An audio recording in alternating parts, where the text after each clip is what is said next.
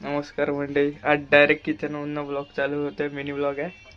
उकडीचे मोदक कसे बनवायचे ते. इकडे सारण आहे, ते काय काय आहे ते, खोबरं आणि गूळ आणि काजू आणि बदाम आहे त्याचं. ते सगळं एकत्र करून गॅसवरती ठेवलंय शिजवत. आणि वेलची पावडर. वेलची पावडर. इकडे काय नाही. इकडे हे उकडीचं पीठ आहे, गॅसवरती गरम केलेलं तांदळाचं पीठ आहे.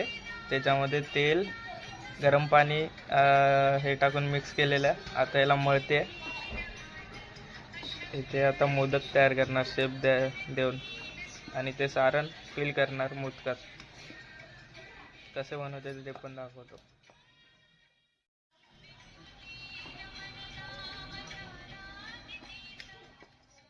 इथे हे पीठ झालंय मळून, आणि ते सारण आहे.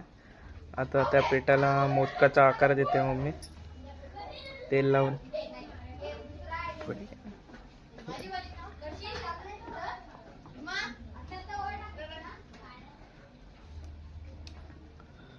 त्यामध्ये थोडं सारण भरलं.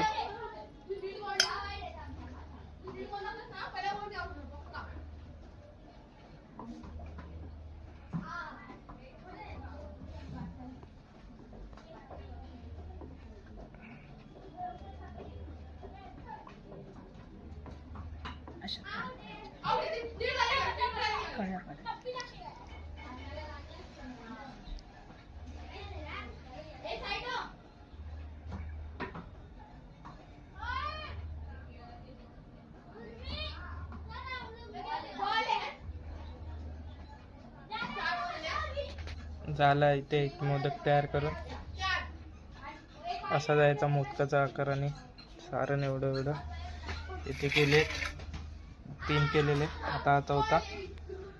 असे 11 मोदक करणार आहे, आणि याला उकडत ठेवायचे. तर मंडळी इथे झालेत आता मोदक बनवून. इथे 12-13 आहेत मोदक. आता आहे ना, इथे गरम पाणी ठेवलंय, त्याच्यावरती ठेवतो उकडीचे मोदक. त्याच्यावरती केळीचं पान ठेवतो, आणि वरती ताटली ठेवतो आणि झाकण ठेवतो. आता पूर्ण बनतील. एक 15-20 मिनिटं शिजू दे. 7 मिनिटं शिजू दे, मग तयार होतील आपले उकडीचे मोदक. इथे झालेत मोदक करून. आता खाऊ नाही शकत, उपवास आहे म्हणून.